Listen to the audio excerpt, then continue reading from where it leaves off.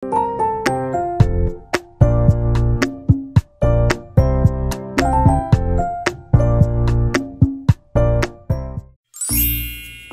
ayan po.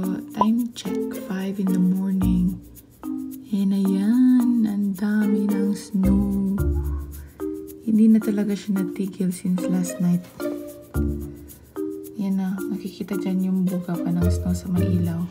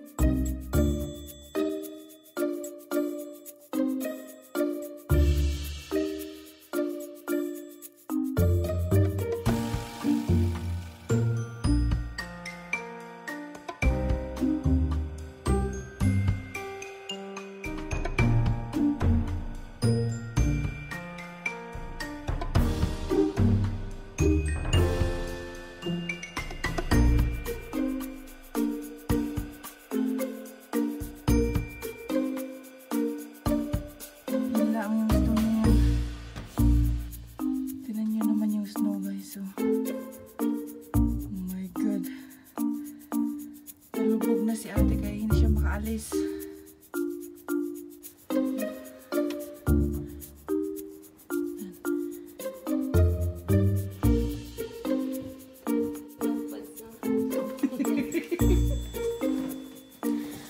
Buhay Canada.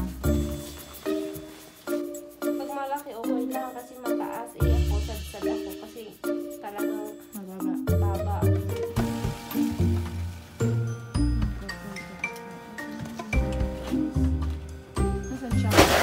Manila. Papunta din siya.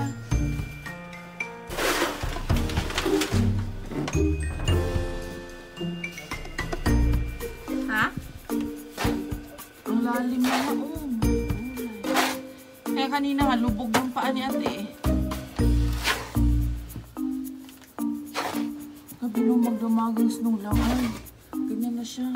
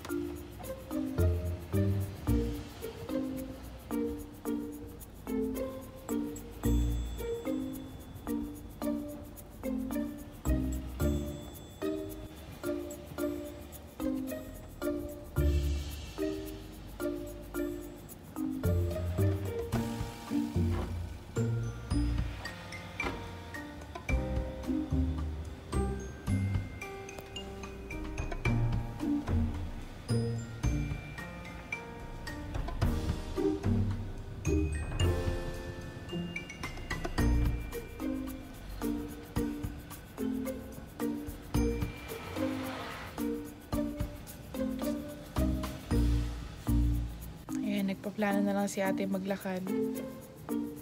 Naku! Talaga naman yung winter na to. Hirap talaga guys kasi ayan o, malalim na nga dito banda. Paano pag dun pa lang sa doon na naman mamaya sa labasan? So ayan, itry daw nila linisin yung sa CRV, yung sasakyan ni Kuya. Kasi at least yun medyo, ang tawag niyan, elevated siya. So may chance yun na makadaan. Yung kate kasi mababa, so mahirapan siya pag ma-clear dito na way. Pero dun pa rin sa labasan, mahirapan pa rin siya. Yun lang. Oh lala, nandito na yung... Ay ate, hindi mabuksan te. Hindi mabuksan. Ayan, i-push mo siguro. Wala sa kabila. Kasi hindi mabuksan dito. Kasi nga, nag-frozen na siya. Tignan mo yung snow guys, oh. Doon dadaan si ate sa labas. Ito yung isang sasakyan nila. Pero dahil frozen din dito, hindi din tayo makalabas. Ganyan. Nag-try ka? Hindi, pero alam ko, sobrang malalim dyan. Mas malalim na yun.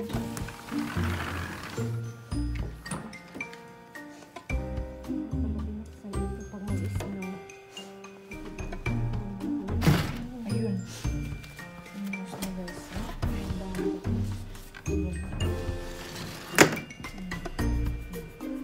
Pinilit na lang namin dito kasi hindi din makadaan si ate dun sa gilid. Ayan naman yung lalim. Oh lala. Ayan, tsaka lalim guys.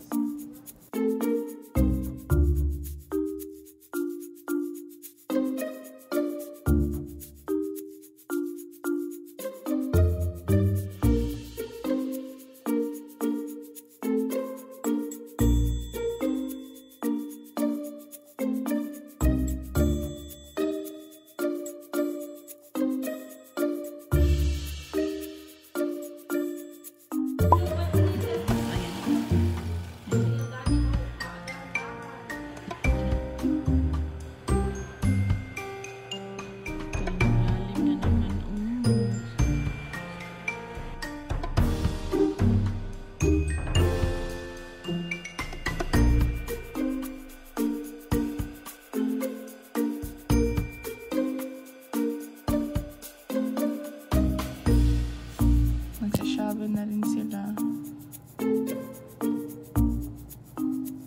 Ayan na, ayan na. Ayan na sila. Ayun. Ayan, nakabalik na si Kuya. Tatapusin niya yung shovel. And then dun, oh, nahirapan din maglabas yung dalawang sasakyan. Ayan, oh. Ayan. Hindi din siya makalabas. Kasi yung una doon, oh, hindi din makalabas. Yung saan sila dadaan.